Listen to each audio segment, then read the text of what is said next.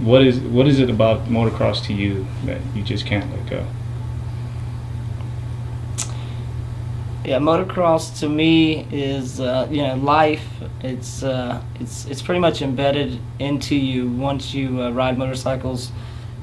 I'd say beyond a couple years. The first couple years you have opportunity to get out, when things are tough, and usually the tough people that can survive the first couple years, they're usually lifetime riders. As motocross is, it gets in your blood, and sometimes it hurts, but the fun outweighs the hurt. So it's just it's such a freedom to get on your bike and not have to think about your bills or problems. You can get out there and think about riding and just really clear your mind and enjoy yourself. And it's a great therapy for some people. It's very competitive to others.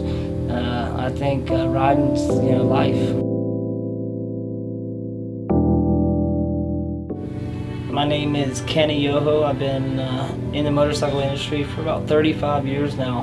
My first riding experience was, back in the beginning, we didn't have a lot of money, and I remember my dad getting a JR50 Suzuki with training wheels, and I used to ride it out front of our single wide trailer. One day, we were all eating dinner, in our trailer, and somebody was running from the cops or something and got out of control, ran over my swing set, hit our trailer, and actually knocked it off the blocks.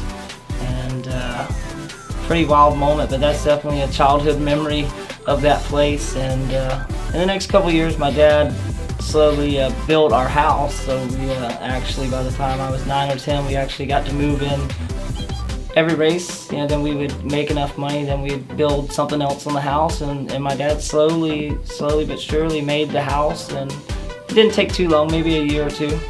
In that time, my racing, that's when it really took a turn, and I started competing in bigger races and actually stepping up my game. Fortunately, we were able to hook up with Ricky Carmichael. At that time, Ricky was younger than me, and him and his mom would come over and take me riding pretty much a couple days a week for a couple years there, and it really helped me step up the game and start taking it serious and learning what racing was all about.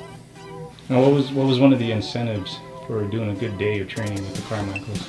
Yeah, the incentive back then is Jeannie, Ricky's mom, was pretty tough on us, and she laid down the rules, and as long as we rode good, we got an ice cream on the way home, but that was pretty much the incentive for the day. After training with Carmichael, when I turned 15, I got an opportunity in 1992 to go over to South Africa and race over there for a month, and I got to travel with Timmy Ferry, Vince Devane, a lot of guys, and we got a good opportunity to go over there. But that was my first big, get on an airplane, go to a race, and really motivated me in the next couple years to get faster and get better and get to them other countries and see what it was all about. In 1993 was the year that I had to turn pro. In 92, I just came off winning an amateur national at the Winter Olympics in 92. So 93 was a big year, and I was really excited as I had really good races at Gainesville, so I was really looking for the outdoor national. But I had a missed opportunity at the same time as the week before I broke my collarbone at Tampa Stadium. So I was kind of bummed out that year, but worked really hard the next year, and then came back in 94 and actually made the 250 main event. So kind of surprised everybody, but it was a big part of my racing. Through 94, through 99, we traveled around. We didn't have factory rides. We drove to the races. Me, Ronnie Renner would team up. Me and several guys, we would team up and actually go to the nationals. We would do the supercrosses and do it ourselves. So we worked hard, and then in 1999, actually, I got a call from Meyer Honda in Germany, and they wanted me to race the German Supercross series that year, 99 and 2000. So I figured it was a good opportunity to go over there and get some exposure and see some more different places. So I took that opportunity and went over to Germany and raced there for a year. And 2000, the beginning of 2000, I was still racing there. Then I came back, and I was invited to a freestyle contest, which I could do tricks, but I really didn't understand the competition fact. But we went down to Miami and did a freestyle contest, and I was pretty hooked after that. As racing I loved, but freestyle was really cool too. So I had to make a choice, and it really came down to money. Racing's my roots, but I had to pick a turning point, and that's why I went with the freestyle, and I did that for the next 8 years. Freestyle was quite an experience. As 8 years we got to travel around. In the beginning, kind of like the Nationals, as in the beginning of freestyle, we had to make it ourselves, as we got ramps and traveled around and booked shows all around. And we were definitely searching for our place in the industry, as we finally got a good opportunity when Crusty Demons of Dirt came along.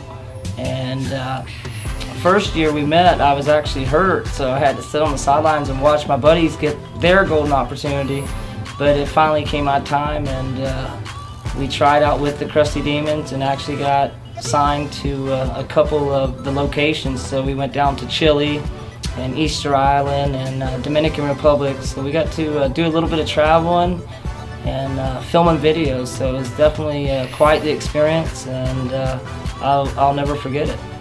It was a great time, but really the turning point from that to where I'm at now is a lot of stuff happened with me and my family, as I actually lost my fiance, and my daughter was involved in an accident, and really hit hard, and my priorities started changing from there, as I still did freestyle for the next couple of years and supported my family, but I really had to start thinking about the future, and I'm not going to be able to do this forever.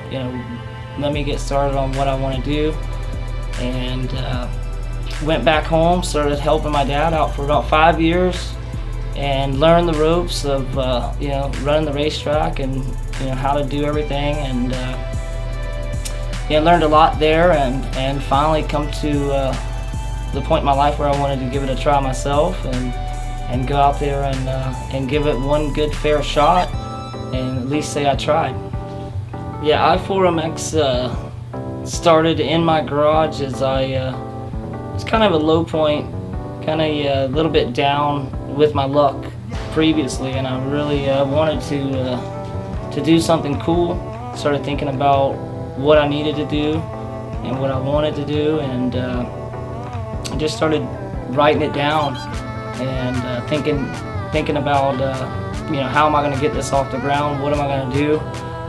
What tracks can I use? Just go around and figure out how can I put all this together. And I called a good buddy of mine that's an investor, Ed Gray, and asked him if he would help and participate on me trying to open up a new series, and he was happy to help out. And right on down the line between all the sponsors, I go down and got a lot of participation and just pretty much put it all together, and that brings us to where we are today. But I know with all of this work, if you don't have the people, you don't have nothing. So I'm just really thankful for the people that support me and come out and give me the opportunity to show them a good time.